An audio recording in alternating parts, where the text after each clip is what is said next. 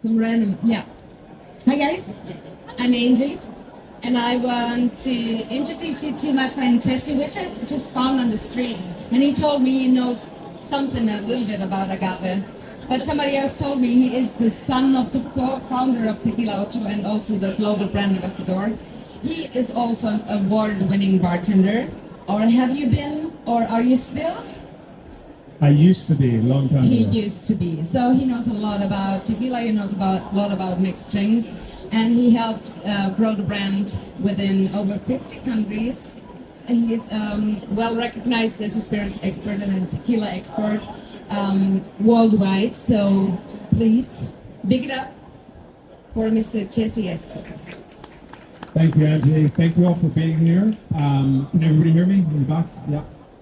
So I was hoping we'd have a few more people, but they might trickle in. But as I always say, I prefer quality over quantity. So thank you all for being here today. It means a lot to me. We're going to talk a little bit about how to serve tequila. So just out of curiosity, I've spoken to almost everyone here except for our newcomers. Thank you for joining us, by the way.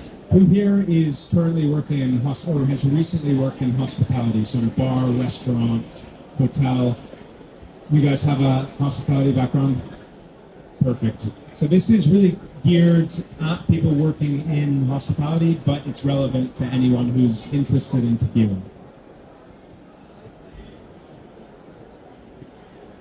So I'm going to talk a little bit about where agave spirits came from in terms of how they've been consumed. And we're going to work our way from around 2,000 years ago until today. So has anybody here heard of pulque?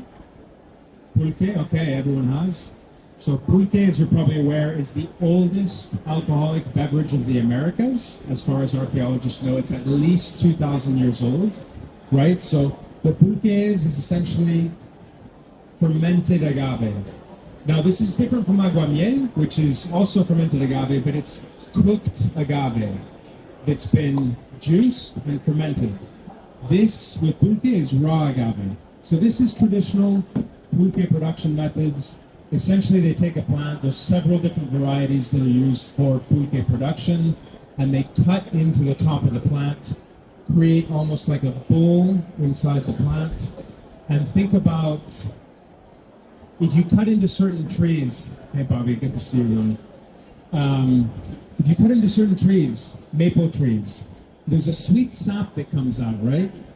The agave, or at least some agaves, behave similarly. So the plant is trying to heal itself, and it's creating this sweet sap, this sweet juice. The traditional method is just to leave that sweet juice to sit there. Natural airborne yeast that's naturally present in the air will come and consume those sugars and create alcohol.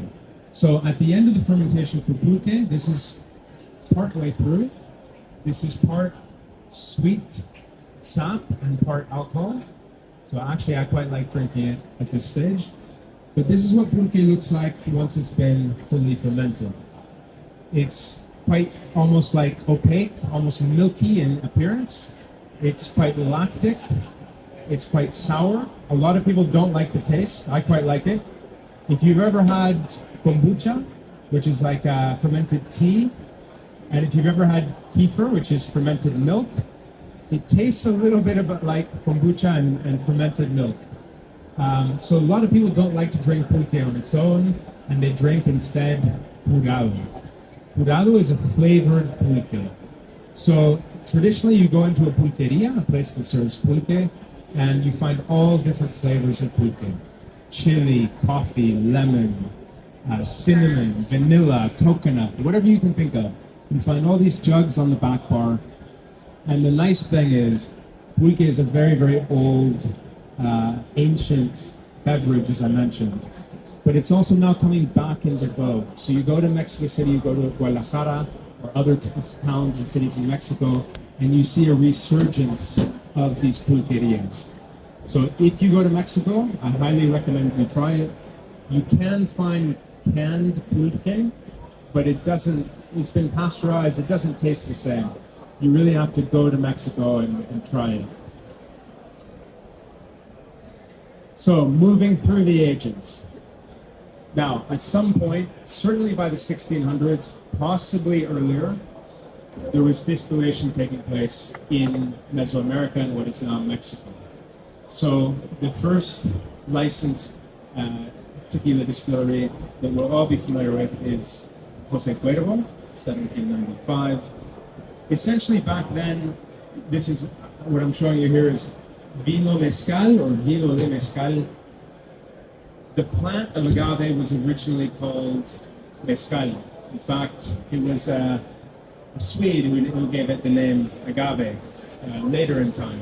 But back then it was called mezcal, the plant itself. So vino de mezcal essentially meant, literally mezcal wine or mezcal distillate.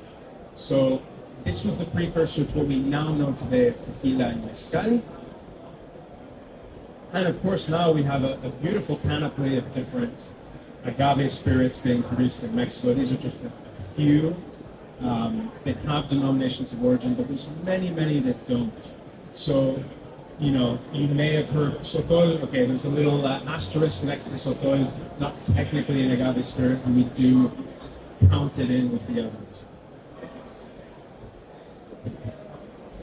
Just to draw your attention to where we're at with tequila today, tequila has grown like crazy in recent years, right? For us, I think, we really saw the brand in summer of 2021 just go like this. And a lot of other producers I speak to saw the same thing. And of course, the numbers here reflect that as well. Just to show you, again, if you look at the sales in the US is by far the biggest consumer of tequila in the world, followed, of course, by Mexico. And the rest of the world accounts for only about a quarter of all tequila consumption. Again, just look at the US, look at growth in the last few years. It's really taken off. And again, have a look. Top 10 global markets, US, Mexico. It accounts for almost all the tequila consumed in the world.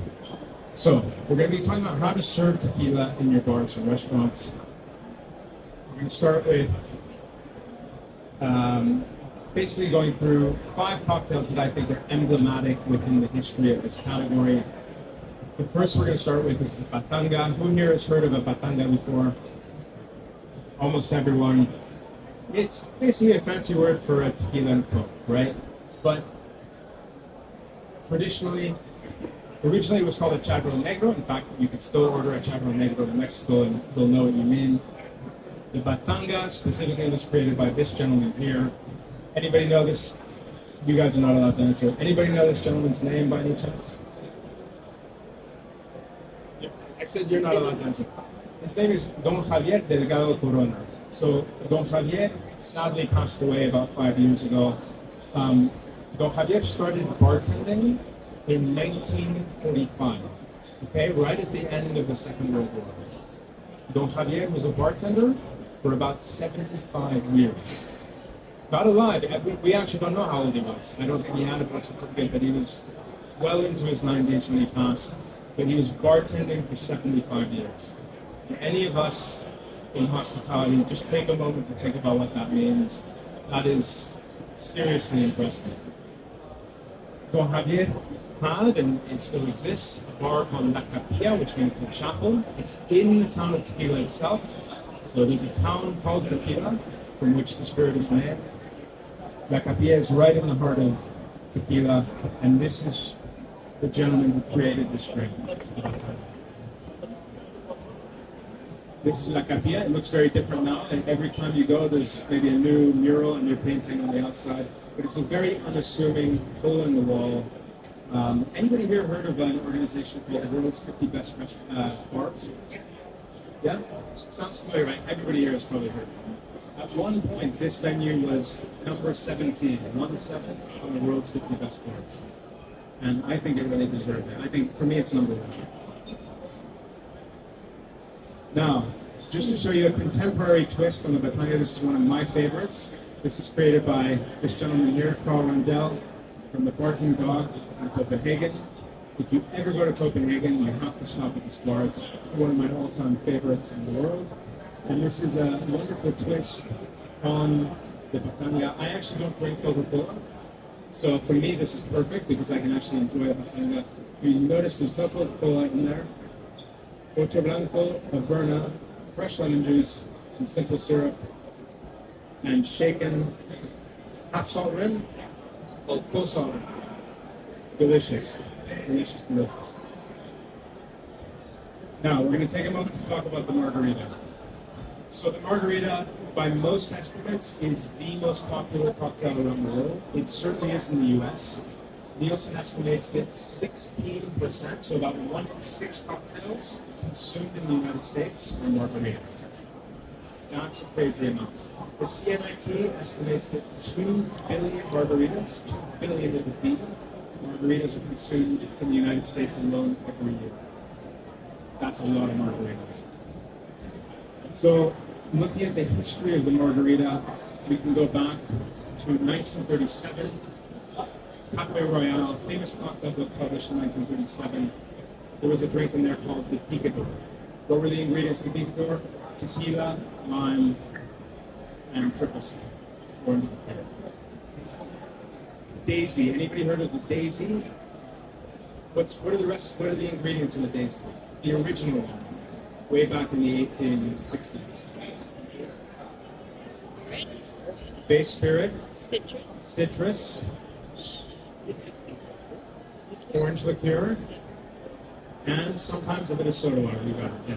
So again, does that sound familiar? By the way, what is daisy in Spanish? Does anyone know the word daisy? Margarita. Okay.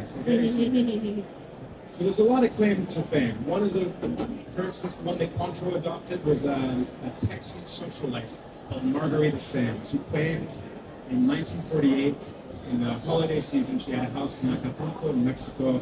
She was hosting all of her family down there. By the way, her friends, some of her friends included the Hilton family, a hotel chain. So she was well connected. And she claimed that she had some Cointreau there, and she had some tequila, and she was trying to come up with a drink. And she mixed tequila, lime, Cointreau, and added a bit of salt. And then later, during the holidays, her husband gifted her a set of champagne hoops that were customized with her name on Margarita. And then they started serving the cocktail. It's a wonderful story. I don't know if it's true. If we go back earlier to someone like Danny Negrete, he claims to have created a drink in 1936, much further south in Puebla, Mexico. However, he ended up working at another venue called Rancho Glorieta Racetrack in just outside of Tijuana, which is another venue that claims to have created the margarita. Danny Herrera claims to have created the margarita in the late 1940s. He claims that he created the drink for Marjorie King, who was a silent star of the screen. And Marjorie, of course, Hispanicized, is margarita, right? So the list goes on and on. There's some really crazy stories. One is about a guy in a bar who shot someone's head off, and a cocktail ensued from that. Anyway, there's a lot of crazy stories. I would say you take the origins of this drink like you would a nice cold margarita with a very generous pinch of salt. Right? So we don't really know where the margarita comes from, in spite of it being the most popular cocktail in the world today. Certainly the most popular tequila. So, in terms of twists on the margarita, we got the classic, Tommy's. Anybody here ever had a Tommy's margarita or heard of it? Nice drink. Tommy's, created by Julio Bermejo at his family's place, called Tommy's Mexican Bar and Restaurant in San Francisco. And in the 1980s, Julio decided, I want to do things a bit differently. Back then, margaritas were often tequila and sweet and sour mix. Maybe most of you guys are too young to even remember that, but basically they sold this kind of bright yellow liquid that had a bunch of different acids in it and usually high fructose corn syrup. And that was mixed with tequila, very often frozen. And Julio said, first of all, I'm going to get rid of all the mixto tequila, the regular tequila in my friend's bar, and I'm going to use 100% agave tequila. Back then it was Herradura Plata. He was using freshly squeezed lime to every drink, every order. which back then in the 80s in the US was quite revolutionary. And then he said instead of triple sec, I'm going to use agave nectar, which now you can find in the supermarket, you can find in health food stores, you can find everywhere. Back then it was something very niche. And he said, look, if we're going to use a sweetener, why not use it from the same raw material as the tequila? So the Tommy's Margarita was born. I don't have any statistics about Tommy's consumption, but just from me getting to travel the whole world, I see the Tommy's Margarita everywhere, which is really cool. And that's something that really happened in the last 20 years or so, even though it was created more than 35 years ago. But bartenders globally seem to have really gravitated towards the Tommy's. Spicy margarita. For those of you working in bars, do you get a lot of orders for spicy margaritas? Yeah, a lot. A lot. So it's a big trend. And then I just put blank margarita, what's next? Because surely there's going to be a next popular version of margarita that's going to last for 2, 3, 5 years. And we're going to get sick of making that for our guests, and then there'll be something else. But just to say that this is an enduring cocktail, right? Starting in, we don't know, the 30s or 40s. Certainly by the 1950s, the margarita had taken off. So this is the first ever appearance in print that we have any record of the word margarita, the cocktail margarita in print. Esquire, December 10th, 1953. She's from Mexico, and her name is the Margarita Cocktail. Then one brand specifically, you can see there, Cuervo, which, as we already saw, was the first licensed tequila producer. So it's the oldest, first, and it's still the largest. So they really pushed the margarita's popularity, and that's one of the reasons I think today that we're still talking about the margarita and so many people are still drinking it. Anybody heard of the paloma? What does it mean in Spanish? Dove. Dove. So, we really don't know where, you're going to see a trend here, we really don't know where or when the paloma was created. We know it was around by the 1950s. It probably was not created by Don Javier, who we already talked about, but we like to credit him with popularizing it. So again, you can go to his bar, La Capilla. You'll notice the signature knife. So it's the knife he uses to cut his limes, but also to mix every drink individually. So there's a lot of seasoning on that knife.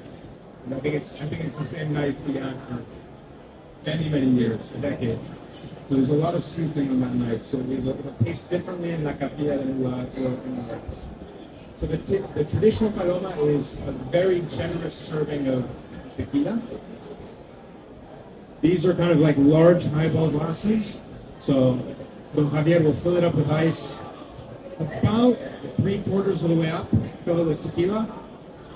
Basically, by then it's about 50 mils of squirt, which is a pink grapefruit soda in Mexico, and of course a salt rim and a nice, generous, freshly squeezed lime in there.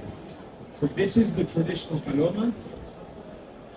It's also noteworthy to mention the cazuela, the cantadito.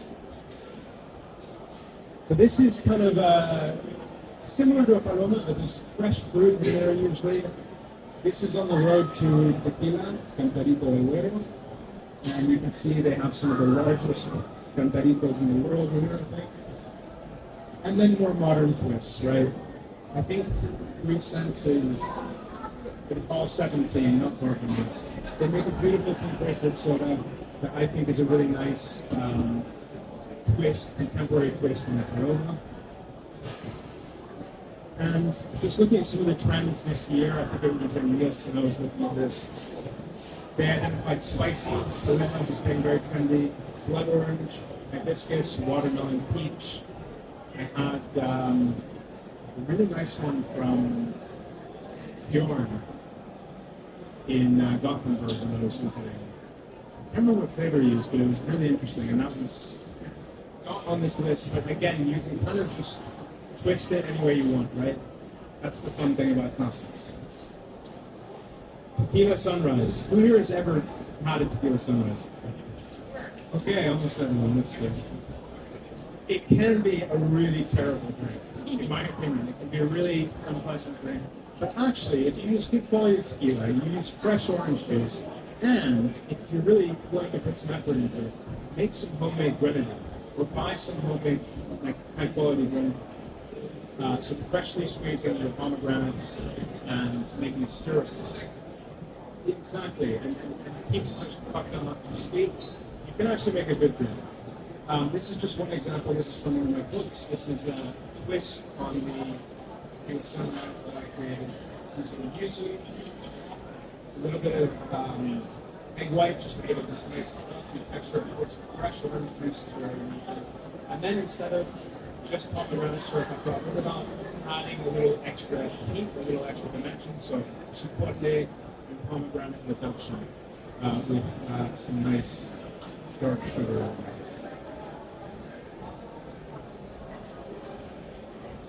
So we've gone through the kind of 50s, 60s, 70s, and now we're getting into the 2000s. Anybody heard of a siesta before or had one before? It was created by Katie Stipe in New York City, and it's just one of many examples of what I would consider a contemporary concept tequila cocktail. So other examples, anybody heard of the Oaxaca Old Fashioned, created by Phil Ward around the same time? Pink Chihuahua, anyone heard of that drink? Anyone heard of a gentleman called Pink Grazzo? I see some nods. Anybody heard of a drink called the Espresso Martini? Pink Grazzo created the Espresso Martini, among many other amazing things. That just happens to be today the most famous, the most popular. So he created a drink called the Pink Chihuahua. That was one of the last really emblematic drinks he created before he passed away, unfortunately. Picante, anybody heard of Picante? Very trendy in London. Soho House started it. It's their twist on the spicy margarita. Wow, I can see people ordering it all around the world. So my point with contemporary classics and tequila is they're constantly evolving. And my saying is that whatever gin, rum, whiskey, vodka can do, tequila and mezcal can do better. So it's about taking these classics and finding ways to twist them around tequila and mezcal in a way that will enhance the cocktail. So working in bars for many years, a lot of people, especially in the UK where I lived and worked, a lot of people said, oh, I can't even look at tequila, I don't want to smell it, keep it away from me. I had a bad experience when I was in school or university and I'm really sick. I said, okay, do me a favor, this is before the pandemic. I said, do me a favor, I'm going to make you a drink. If you don't like it, I'll drink it, I'll charge you for it, I'll make you whatever you want. And I get a feel for what that person enjoyed drinking. But one of the drinks that was my go-to was a clover club with tequila instead of gin. You know, fresh raspberries, nice and fluffy because of the egg white. That's good tequila. And you give it to people and you go, oh my God, this is really good. But this is not tequila. I said, actually, there's 50 mils of tequila in it, and it's really high potent tequila. Let's finish it, it's great. But I say, please trust me, do me a favor. I'm going to give you a little taste of tequila neat. Just try it. Try and be open-minded. And I say, okay, try it.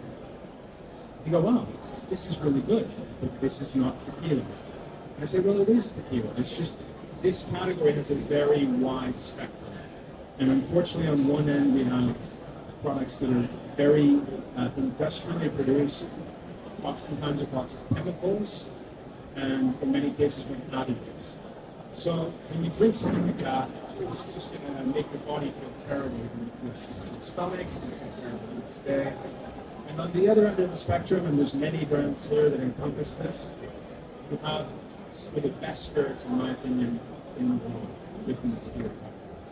So it's about finding the right one for the right person. And I think all of us as bartenders, bar industry professionals have done a fantastic job of introducing people, reintroducing people to the category, and just getting them to warm to it. So I think, I don't know if Lucas is within earshot, or Ange. There we go. Oh, way ahead of me. Really. Will you tell me a bit It was perfect timing. Did you hear me? No. You guys are psychic, I think. Okay, put your hands, you need two glasses.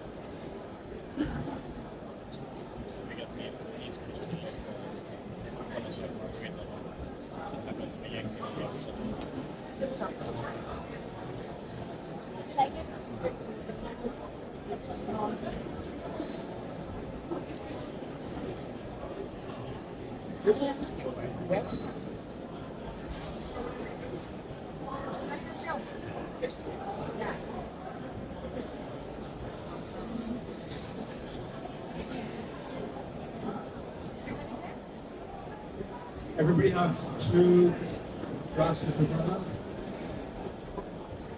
So one of the questions I get asked very often is how do people consume tequila in Mexico? So we've already seen some of the ways, right? Cantaritos, palomas, palomas, suelas. But notice there's one cocktail that's not on there. Which one? The margarita's not on there. The margarita, I'll be very honest, is not really a Mexican drink. Even though it was very likely created there, it became a huge drink in the United States and now the rest of the world. Unless you're in Cancun, Los Cabos, like Maracas, like a more touristic area, you won't really see people consuming any margaritas. Now, of course, you can see people drinking out of caballitos, which are long shot glasses, but people are not typically shooting tequila. They're sipping it, maybe they have a beer on the side, maybe they have a sangrita. Okay?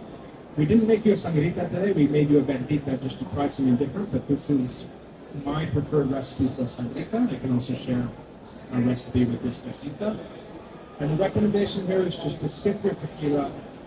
So you're bringing tequila ocho plata, sip your tequila, and have a sip of your verdita, and just go back and forth and enjoy it. So the verdita is pineapple juice, mint, coriander, lime, a little bit of jalapeno, and a bit of salt. We've toned the jalapeno way down, just in case, because some people don't want too spicy, so it's not very spicy. I usually make it a bit spicier. This is actually fresh pineapple juice, but it works very well also with bottled pineapple juice. So have a taste and let me know what you think.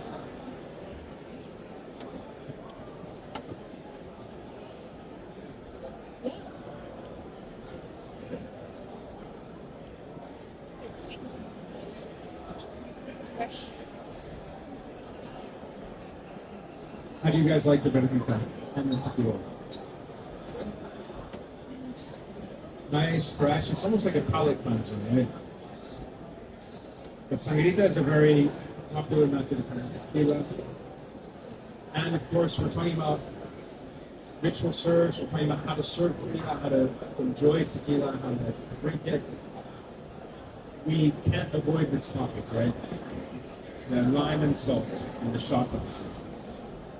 So I see, I get a lot of Google alerts for different topics in the tequila world, and I see some really great articles being published on all kinds of different topics: punch drink, food and wine, vine pair, liquor.com, and they're well-written articles by authors that I really respect. And so many of them have a photo like this, a stock photo of shot glasses, lime, and salt within this beautiful article about tequila. And so this is kind of the bane of my existence in some ways. This is a ritual that has probably been propagated by that same brand I mentioned before as a ritualistic serve.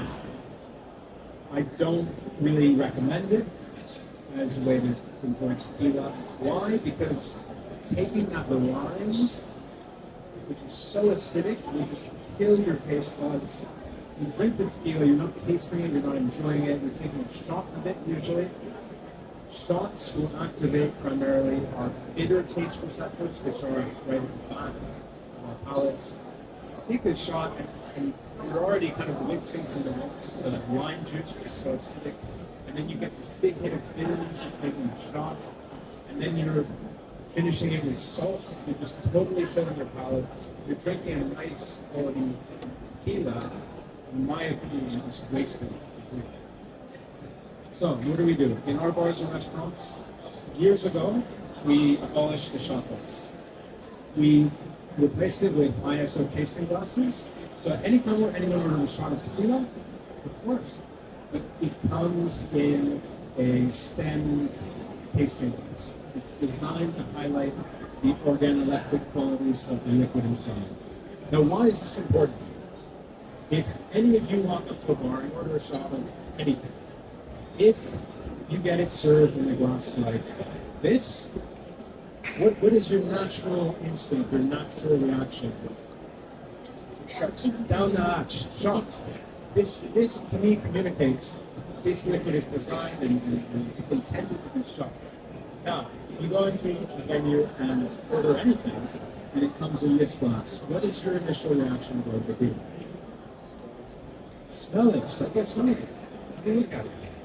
This is probably something to be appreciated, be sipped and savored, right? Not only does this not communicate to someone you're supposed to shoot it, it's actually kind of hard to take a shot out of the glass like this, as we're about to see. The next serve will be a glass similar to this. Now, I wish I could sit here and tell you that you're going to a cantina in Mexico and they serve you a Rydell tequila glass. That's not the case. Right? They do serve it in these caballitos, which are about 60 ml, long, tall shot glasses. But again, people are not typically shooting it, they're usually sipping it alongside something else. But it's worth mentioning, everyone's probably familiar with Rydell, very, very famous glassmaker. For the category, it was a really big deal when they developed a glass specifically for tequila. So it's a beautiful flute, aesthetic flute, very elegant, very thin glass. And this really changed the perception for a lot of people, going from this to that, right? This is what we use at our distillery. So again, not as elegant as Rydell, but very similar shape, tasting fluids. And I want to talk a little bit about food pairing. So, who here has ever attended a paired dinner with tequila? One person can food pairing. It's still very unusual. We've actually done to date over 400 of these events with over 12,000 guests in the last 4 to 5 years. So this for us has been a really gratifying experience. We're actually now the official tequila sponsor of the world's best restaurants as well. We're very proud of. And you can see this is just one example. This is actually at Tales of the Cocktail last year. But one example of what we do with paired experiences. So every course, I think there's a menu, it's a bit hard to see. But anywhere from 4 to kind of 8 courses, and carrying tequilas with each different course. So everyone who here has been to a wine pairing? Almost everyone, right? So you don't think of tequila as something that can be paired with food, or at least most people don't. But for us, it's been very successful. We find things like the plata works very well, the blanco works very well, the ceviche, oysters, any kind of fresh seafood and white fish, any kind of citrus-based marinades like the ceviche works really well. The guisado is very versatile for me. It can work with grilled meats, grilled fish. The best pairing I've ever had was in San Francisco. It was a vegetarian squash tostada. It was with pumpkin oil on it. It was absolutely delicious. The guisado works very well with Nazarene liquor, works very well with desserts. So anything with chocolate mousse or tiramisu, flan, anything like that. And of course, you can keep it simple in a way as well. We did a wonderful with Carl many years ago. 6, 7 years ago, we did a cheese tasting with 150 people, right?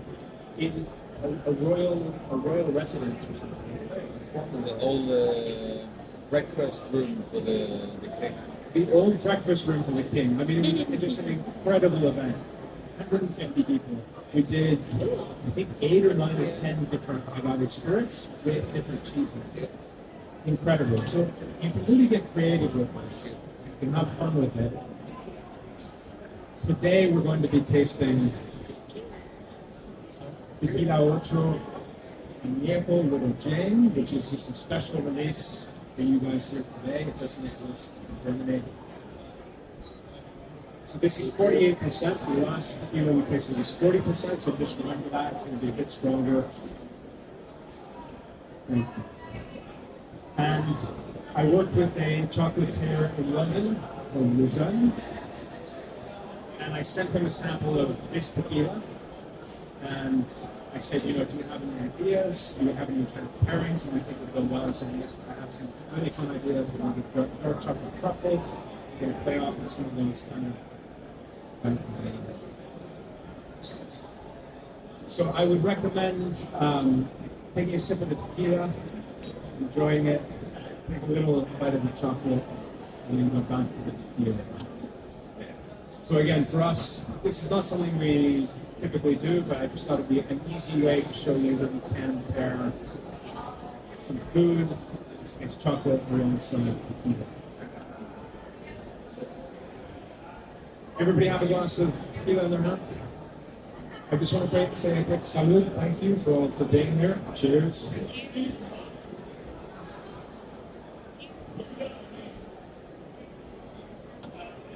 What do you think of this tequila? So we get barrels from Widow Jane Distillery in Brooklyn, in Red Hook. And our Loma Añejo is not so much oak influence. This one we did a little bit more influence from the oak and higher ABV, as I said, 48%. And again, to me, it pairs really nicely with this chocolate.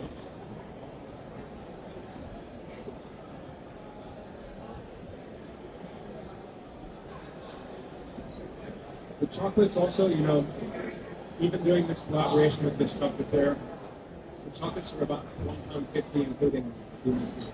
So again, it didn't break the bank. There's ways to do fun things, fun pairings, without spending a crazy amount. Guys, I've never done this seminar before. It was just something fun to try out at Club Cantina. So any feedback you have would be most welcome. Any comments you have? So anything that's worked for you in terms of serving tequila in your venues or ways that you enjoy imbibing and drinking tequila would be most welcome.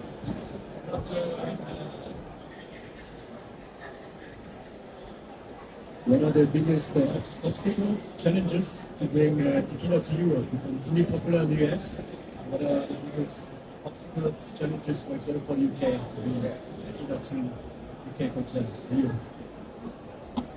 That's a great question. So what are the big challenges bringing tequila, agave spirits as a whole to Europe, to the UK, and the example I gave? So a quick background story, very quick, I'll try and give it. My father was the official tequila ambassador from Mexico to the European Union. So he actually worked with tequila for almost 50 years of his life globally, but spent a lot of that time in Europe. And he went, we actually still have it, we sold it, but it still exists. In Cologne, we have a restaurant called Café Especial that opened up almost 40 years ago. But my father opened up restaurants, tequila bars all around Europe, all around the world. And so he started this in the 1970s. So it's taken a long time, right? This didn't happen overnight. And just educational experiences. So he started the first tequila week in Europe that he did in 6 different countries, I think. Educating consumers, taking people out to Mexico whenever possible. To him, that was the biggest selling point, is getting people to experience Mexico. That's probably not realistic, but I think in one of the slides I have things like immersive tasting or virtual tours. How can we find ways to transport people to Mexico and really bring them into that feeling of culture? Because to my father, for example, tequila was just a way of bottling the culture of Mexico. And that's one of the reasons the spirit is so special. It's not just the way it's made or the way it tastes or the way it makes us feel. It's also part of the history and culture and heritage of Mexico. So I haven't answered your question, I know, but I think it starts with each and every one of us, and it starts through education and introducing our guests to the right tequila. Because I firmly believe that. I firmly believe that anybody who walks in, it's about matching them up to the mezcal, tequila, Sonora, Garcia that's going to be right there. I hope that helps. I don't know what that helps. Any other questions, guys, or feedback, or comments? Anything that's worked for you in your venues, or ways that you enjoy drinking tequila that won't look on the screen?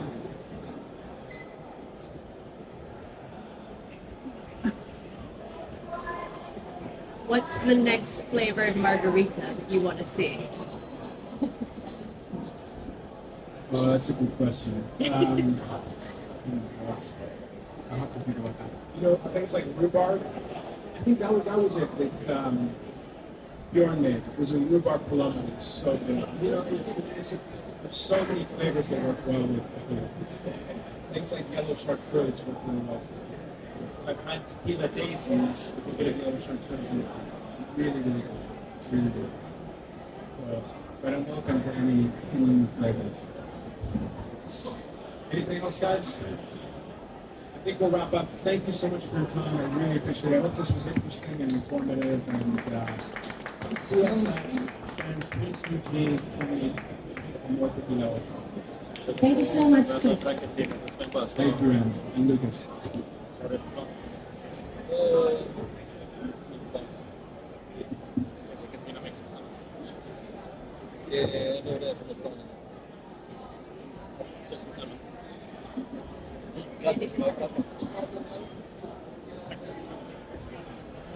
Third place. Oh, I thought you wanted to get there. They do a lot of Good. the chocolate is nice. I couldn't even try it until I had to come to try it. They didn't like that. Yeah. They're from Los Alamitos. From the shop.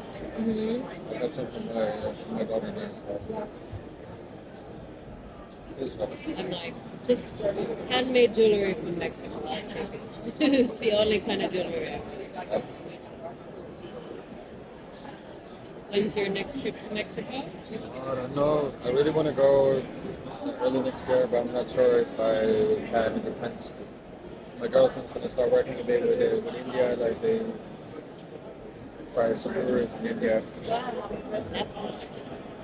So it depends a little bit how much she's going to travel as well. Are you It's not the easiest, but I go there.